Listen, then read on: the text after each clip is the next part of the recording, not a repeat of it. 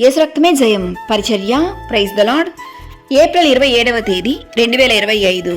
ఈరోజు దేవుని వాక్యము: పాపాత్ములు 100 మార్లు దుష్కార్యము చేసి దీర్ఘాయుషుమంతులైనను దేవుని యందు భయభక్తులు కలిగి ఆయన సన్నిధికి భయపడువారు క్షేమముగా నుందురు.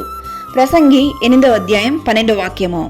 అవును క్రీస్తునందు ప్రియులారా, పాపం చేసేవారు అన్ని విధములైన లోక ఆశీర్వాదములతో సంతోషంగా ఉన్నప్పటికీ అది శాశ్వతం కాదు. ఈ లోకాశ, ధనాశ, నేత్రాశ అన్ని వృధానే. పాపాత్ములు 100 మార్లు తప్పు చేసినను దేవుడు అన్నిటినీ చూస్తూనే ఉన్నాడు. ఆయన అన్నిటినీ గమనిస్తూనే ఉన్నాడు. ఆయన తగిన సమయమందు వారి వారి క్రియకు తగిన ప్రతిఫలమిచ్చును.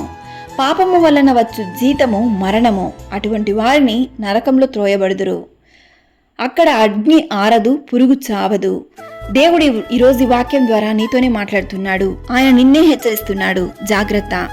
ఆయన యందు భయభక్తులు కలిగిన వారు ఏ కొదవయు ఆయన పెట్టడు. ఆయన అట్టి వారిని రక్షించును, ఆయన కాపాడును. వారికి ఏ కీడు, ఏ ఆపద రాకుండా ప్రతి క్షణం దేవుని దూతల ద్వారా ఆయన వారిని రక్షించును.